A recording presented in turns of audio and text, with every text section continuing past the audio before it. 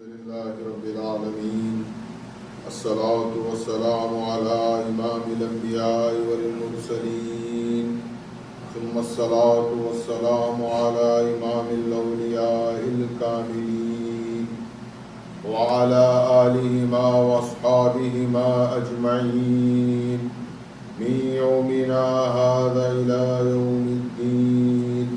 أعوذ بالله من الشيطان الرجيم. بسم الله الرحمن الرحيم. الله نور السماوات والأرض مثل نوره كمشكاة فيها مصباح المصباح في زجاجة الزجاجة كأنه كوكب دري يوقد من شجرة مباركة زيتونة لا شرقية ولا غربية يكاد زيتها يضيء ولو لم تمسسه نار نور على نور يهدي الله لنوره من يشاء ويضرب الله الأمثال للناس وهو بكل شيء عليم. اما بعد، قرآن مجید فرقان حمید کی سورہ مبارکہ النور کی جس آیت مبارکہ کی تلاوت کا شرف حاصل کیا گیا ہے، یہ دراصل سورہ نور کے 5ویں رکوع کی پہلی آیت ہے. انشاءاللہ العزیز اس 5ویں رکوع کے متعلق پروردگار عالم نے جو ارشادات بیان فرمائے ہیں اس کی توضیح و تشریح آپ تک پہنچانے کی حتی الامکان کوشش کی جائے گی. یہ آیات اپنی جگہ بہت ہی اہم اور فضیلت پر منحصر ہے، اور پروردگار عالم نے اپنے کلام قرآن مجید کو یہ ایک عظیم خوبصورتی بھی عطا فرمائی ہے کہ قرآن مجید کی صورتیں جوڑوں کی شکل میں ہمارے سامنے آتی ہیں. مثال کے طور پر سورہ مزمل و سورہ مدثر، سورہ صف و سورہ جمعہ، سورہ فلق اور سورہ ناس. اسی طرح اگر ہم دیکھیں تو قرآن مجید فرقان حمید میں صورتیں جوڑوں کی شکل میں ہمارے سامنے ہیں. اب آپ دیکھیں کہ اللہ کے کلام کا یہ اعجاز کہ سورہ نور کا جوڑا اللہ نے سورہ نور کے بعد یا سورہ نور سے پہلے ذکر نہیں فرمایا، بلکہ سورہ نور کا جوڑا دراصل سورہ احزاب ہے. اب آپ ان دونوں سورتوں کی بھی خصوصیت کو ملاحظہ فرمائیں کہ تقریباً 15 مکی صورتوں کے بعد سورۃ النور مدنی سورت قرآن مجید کا حصہ بنی. وہیں پر 8 مکی صورتوں کے بعد سورہ احزاب مدنی سورت قرآن مجید کا حصہ بنی. اور جہاں پردے کے ابتدائی احکام سورہ احزاب میں پروردگار عالم نے نازل فرمائے، وہیں پر پردے کے احکام کی تکمیل خلاق کائنات نے سورہ نور میں فرمائی. اور دونوں صورتیں 9 رکوعوں پر مشتمل ہیں. اور یہ سورہ نور کی جن آیات کی ہم نے تلاوت کی ہے، یہ دراصل سورہ نور کا بالکل درمیانی حصہ ہے، یعنی یہ 5واں رکوع ہے سورہ نور کا. اب آپ دیکھیں کہ اللہ رب العزت نے اس سورہ مبارکہ کے درمیان میں آیات نور کو بیان فرما کر یہ بتا دیا کہ مکمل سورہ اگر ہم غور کریں تو ان آیات کے ارد گرد ہے، اور اس میں پروردگار عالم نے خاص طور پر تمثیل کے ذریعے ہم تک بات پہنچائی ہے. اور میرا اپنا نقطہ نظر اور میرا اپنا مطالعہ ہے کہ سورہ نور کی یہ آیات دراصل اگر ہم اس پر تدبر کریں تو سیرت سیدین یعنی سیرت بندگی میاں شیخ الامیر صدیق ولایت رضی اللہ تعالیٰ عنہ اور سیرت صدیق اکبر حضرت بندگی میرا سید محمود ثانی مہدی رضی اللہ تعالیٰ عنہ کی عکاسی کرتی ہے۔ اگر اس کو خاص کر دیں تو سیدین کی سیرت و صورت ان آیات میں نظر آتی ہے، اور اس کو عمومی طور پر لیں تو یوں محسوس ہوتا ہے کہ خلیفۃ اللہ امام آخر الزمان مہدی موعود علیہ السلام کی تعلیمات کا نچوڑ یہ سورہ نور کی یہ آیات ہیں۔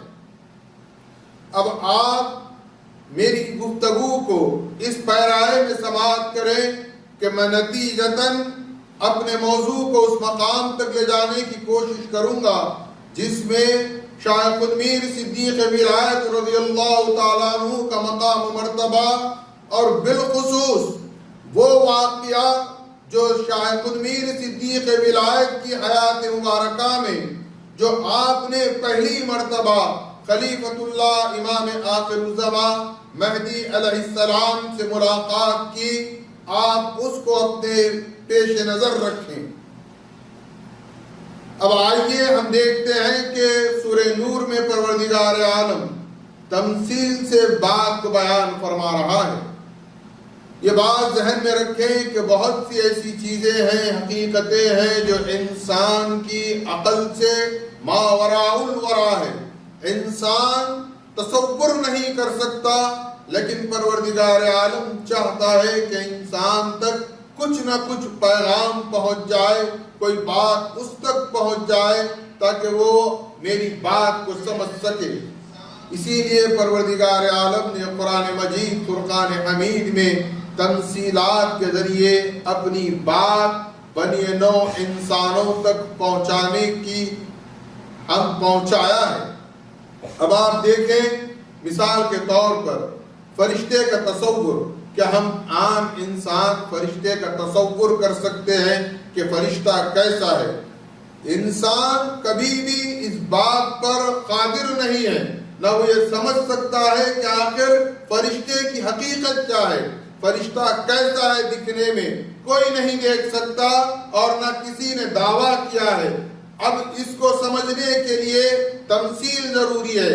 اسی طرح جنت کا مشاہدہ کسی نے نہیں کیا ہے، دوزخ کا مشاہدہ کسی نے نہیں کیا ہے، لیکن اللہ نے جنت و دوزخ کو بھی قرآن مجید میں تمثیل کے پیرائے میں بیان فرمایا ہے۔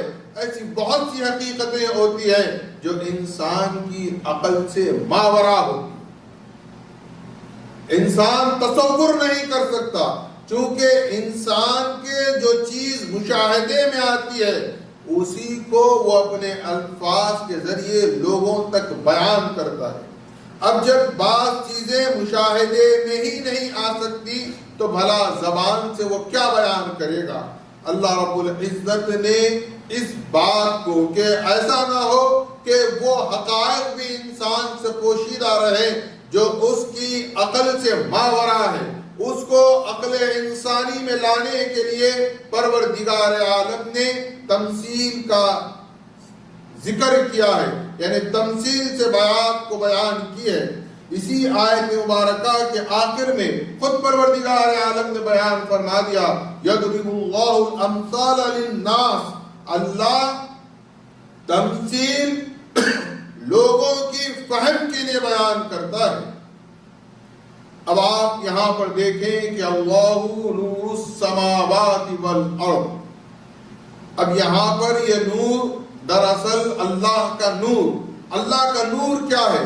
یہ ہماری عقل، فہم، علم، ادراک سے ماوراء الورا ہم اس کو الفاظ میں بیان ہی نہیں کر سکتے، لیکن نور روشنی انسان سمجھ سکتا ہے، کیونکہ کسی بھی چیز کے ظہور میں آنے کے لیے روشنی کا انسان محتاج رہتا ہے۔ اگر روشنی گل ہو جائے، آپ آج کے دور کے مطابق لائٹ کا تصور کرتے ہیں، اگر یہ لائٹ، یہ روشنی بند ہو جائے تو انسان کو کچھ نظر نہیں آتا۔ اب ہم اللہ نور السماوات والارض پر ہم اپنی اس دنیاوی روشنی کا قیاس نہ کریں، بلکہ تمثیلاً سمجھیں کہ اللہ نور ہے۔ اللہ کا نور کیسا ہے؟ یہ ہماری عقل، فہم، ادراک، علم سے ما وراء الورا ہے، وہ ایسا لطیف ہے کہ ہم اس کو الفاظ میں بیان نہیں کر سکتے۔ اب یہاں پر دیکھیں آپ، یہ جو تمثیل بیان ہو رہی ہے قرآن مجید میں، یہ بہت اہم مقام ہے۔ اس مقام پر ہم جتنا تدبر کریں گے اتنے راز ہم پر کھلتے چلے جائیں گے۔ میں بارہا یہ بات کہہ رہا ہوں اور میں اپنے الفاظ کا ذمہ دار ہوں۔ اگر سورہ نور کی یہ آیت جو 5ویں رکوع کی پہلی آیت ہے، اللہ نور السماوات والارض مثل نورہ کمشکاۃ فیہا مصباح المصباح فی زجاجہ، یہ پوری آیت دراصل اس منظر کو بیان کر رہی ہے جب کہ خلیفۃ اللہ مہدی علیہ السلام سے شاہ قطب صدیق ولایت رضی اللہ تعالیٰ عنہ کی پہلی ملاقات ہوئی، اور اس واقعے پر بعض کم فہم جہلا یہ اعتراض کرتے ہیں کہ معاذ اللہ قوم مہدویہ توحید کی منکر ہے۔ اگر قوم مہدویہ توحید کی منکر اگر آپ سمجھتے ہیں تو پھر مجھے ان آیات نور کے متعلق یہ بتائیں کہ اللہ یہاں کیا بات بیان کر رہا ہے۔ اب آپ دیکھیں کہ یہاں پر اللہ نے نور کو بیان کیا، اللہ نور السماوات والارض۔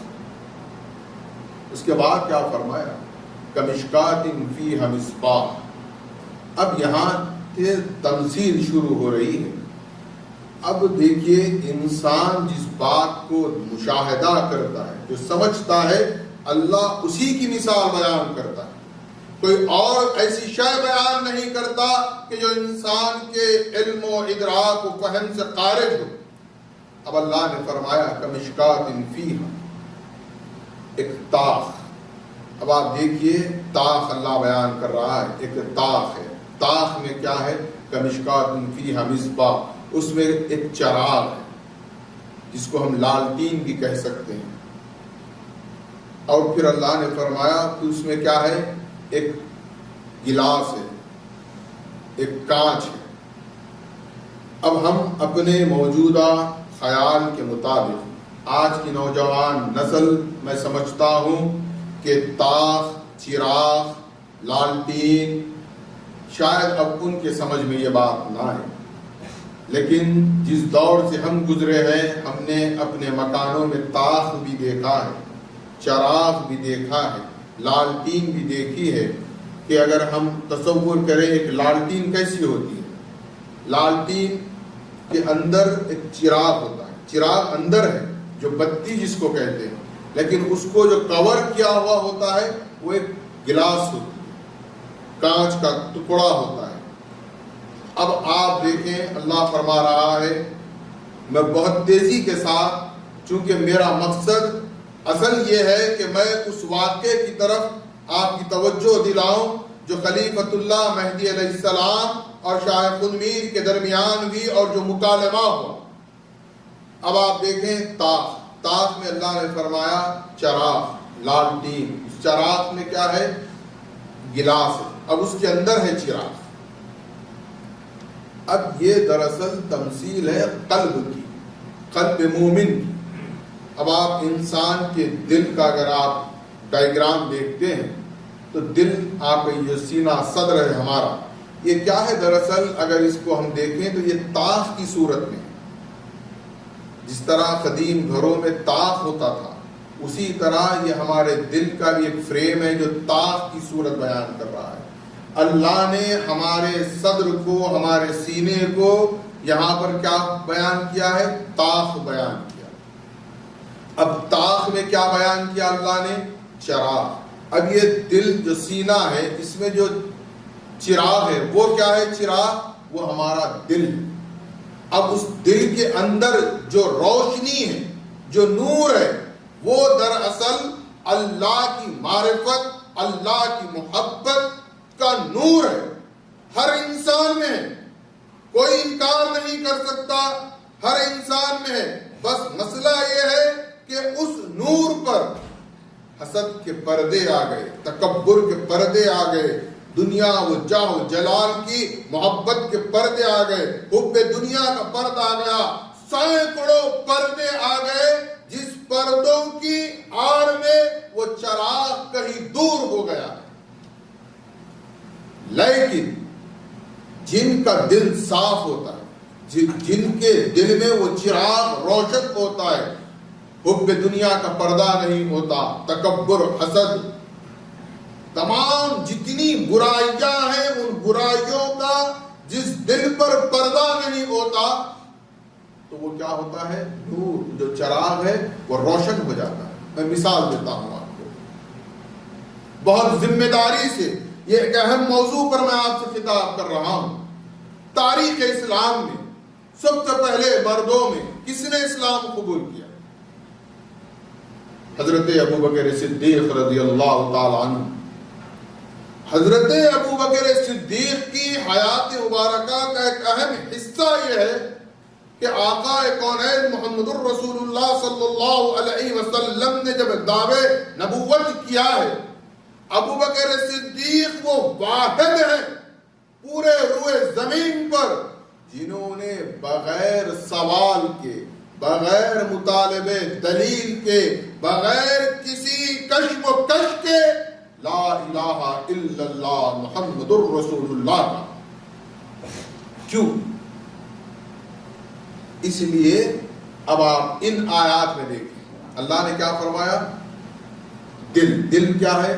تاخ میں کیا ہے؟ چراغ کیا ہے؟ ہمارا دل، اس میں کیا ہے؟ اب نور، روشنی۔ اب اللہ نے اس کو اور مزید مثال دی تاکہ ہم اچھی طرح سمجھ جائیں۔ ابوبکر صدیق کے ایمان کو بھی آپ اپنے اذہان میں رکھیں۔ اللہ نے فرمایا اب یہ چراغ بھڑکے گا کیسے؟ چراغ تو ہے، آپ نے گھر میں چراغ کا اہتمام تو کر لیا، اب چراغ کو جلانا بھی ہے، اس سے روشنی بھی حاصل کرنا ہے، تو انسان کیا کرتا ہے؟ اس میں تیل ڈالتا ہے۔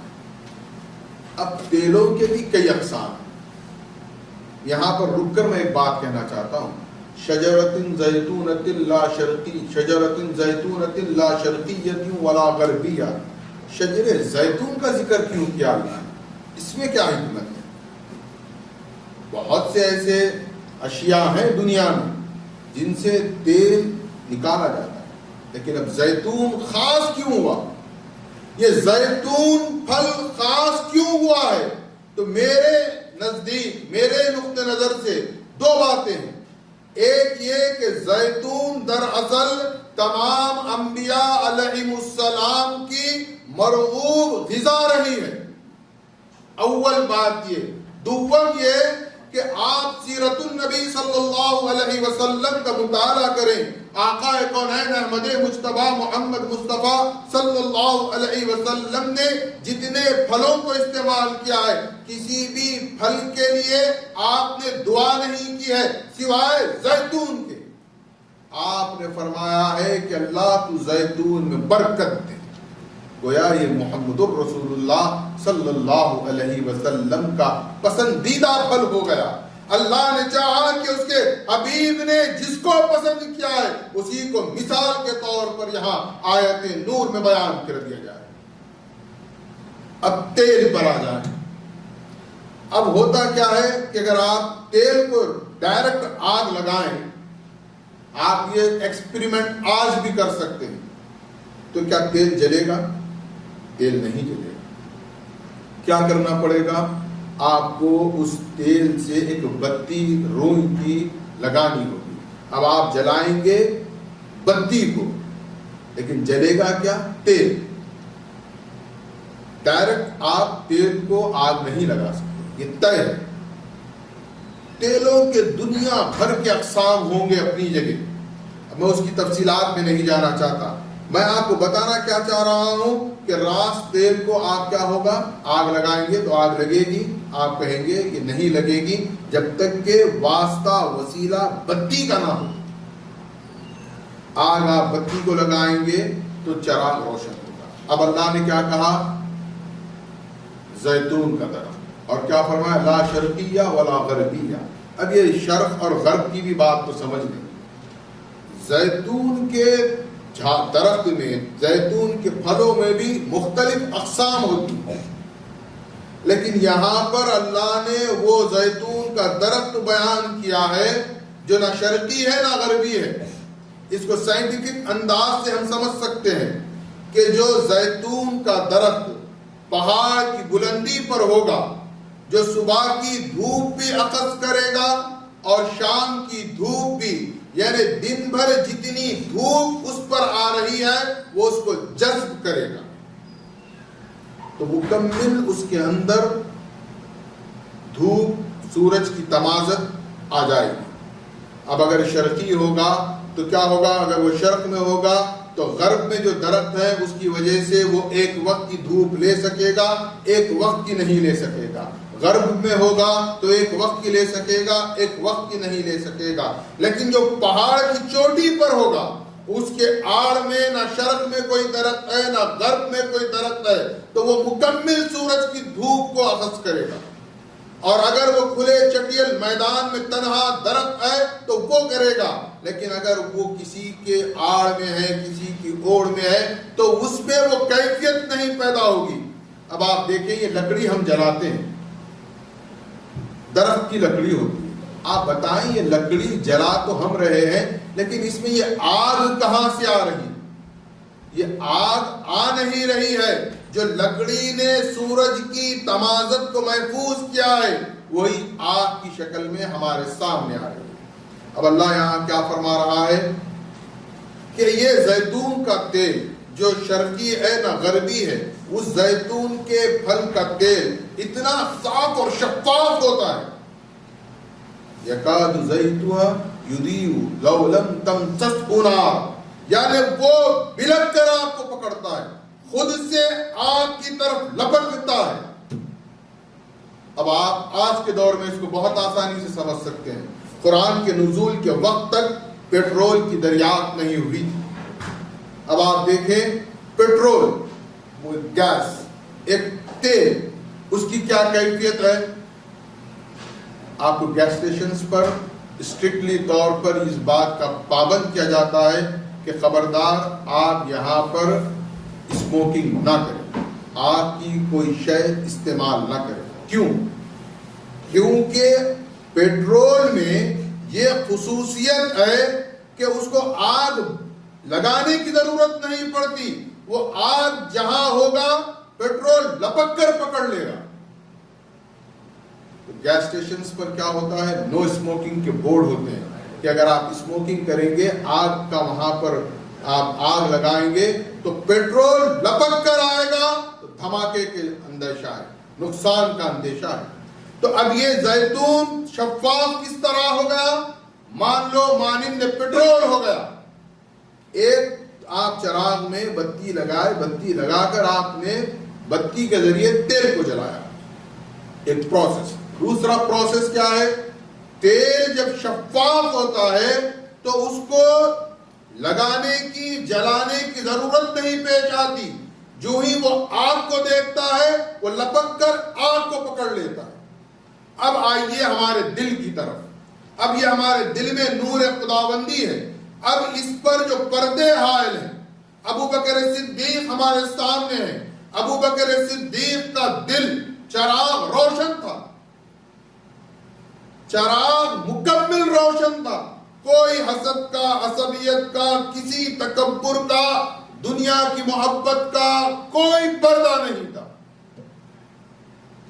اللہ کے رسول نے دعویٰ کیا، اللہ کے رسول نے کہا کہ میں قرآن لے کر آیا ہوں۔ قرآن کیا ہے؟ قرآن نور ہے۔ آپ کہیں گے قرآن کیسے نور ہے؟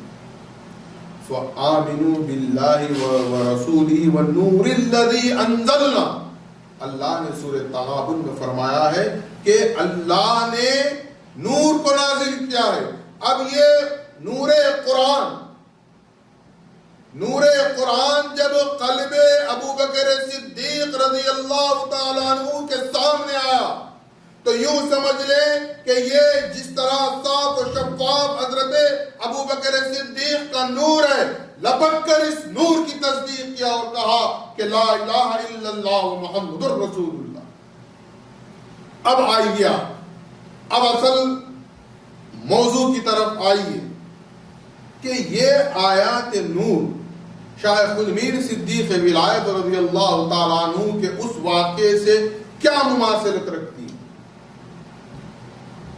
پھر ایک مرتبہ میں اعادے کے طور پر یہ بات کہہ رہا ہوں، یہ ہمارا صدر، یہ ہمارا سینہ، اس سینے میں کیا ہے؟ یہ طاق ہے، یہ طاق میں کیا ہے؟ چراغ ہے، چراغ کیا ہے؟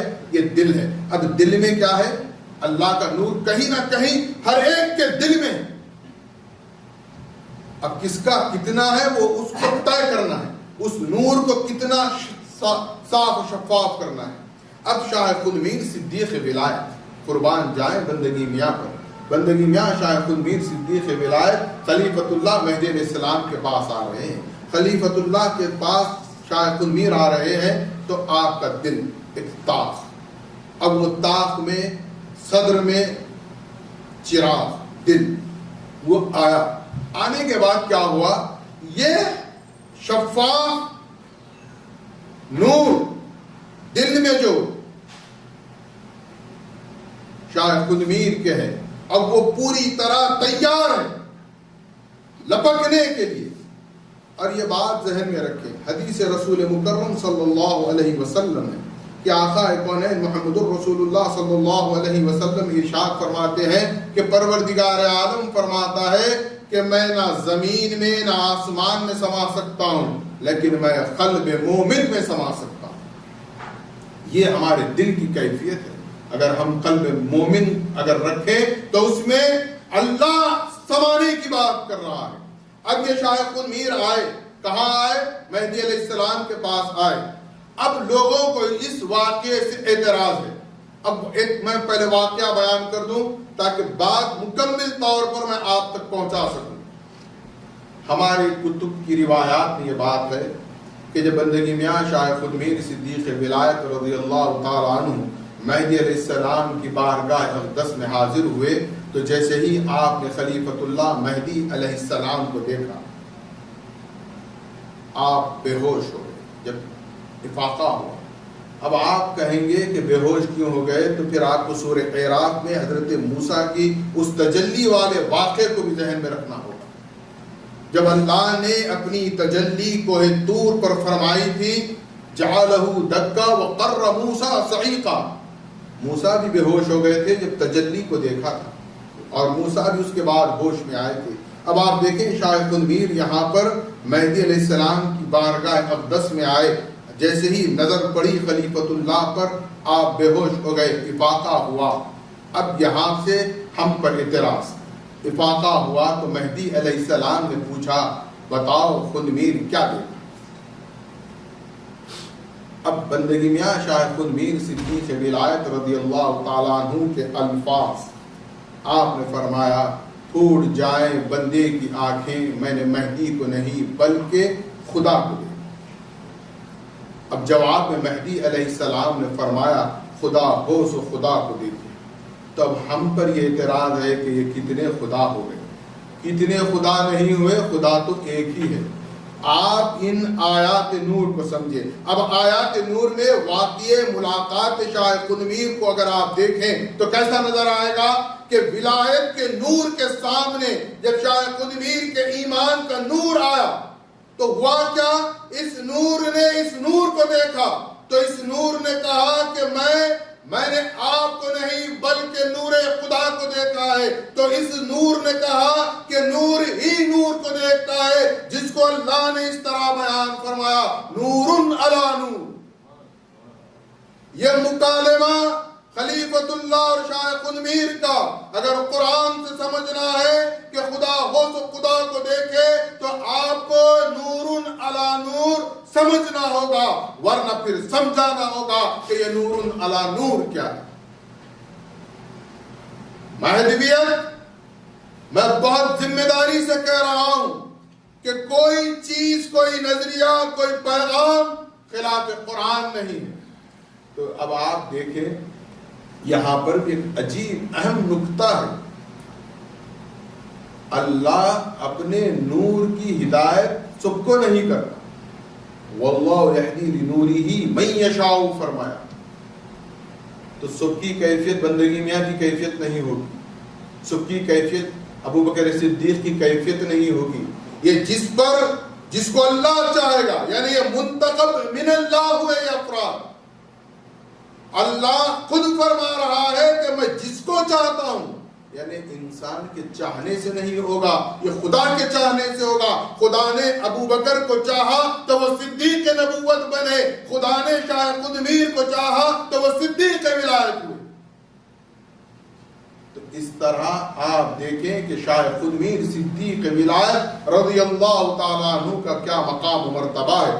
اسی موضوع کے تسلسل کو انشاءاللہ العزیز آئندہ نشست میں مکمل اپنے بیان کو مکمل کرنے کی کوشش کروں گا، اور یہ بات بھی ذہن میں رکھیں کہ ان آیات نور کے تحت جہاں یہ مقام شاہ خدمیر و سیرت شاہ خدمیر کا ایک اہم حصہ ہمارے پیش نظر ہے، وہیں پر سیرت صدیق اکبر حضرت بندگی میرا سید محمود ثانی مہدی رضی اللہ تعالیٰ عنہ کی بھی سیرت کو رکھیں۔ اور ایک اہم بات اس میں یہ ہے کہ میں نے ابتدا میں کہا کہ سورہ نور کا جوڑا سورہ احزاب ہے۔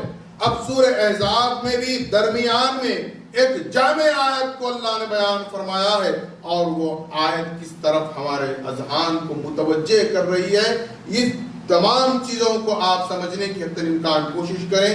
انشاءاللہ العزیز آئندہ جمعے میں اس موضوع کو مکمل کیا جائے گا، اور انشاءاللہ العزیز 2 ہفتوں سے ہفتے کے روز بعد نماز مغرب میں قرآن مجید کے تعارف کے جو دروس ہیں وہ موقوف تھے۔ انشاءاللہ العزیز کل بعد نماز مغرب قرآن مجید کے تعارفی کلاسز کا پھر سے انشاءاللہ العزیز آغاز کیا جائے گا۔ آپ تمام سے گزارش ہے کہ ان مذہبی ان دینی نشستوں میں شرکت فرمائیں۔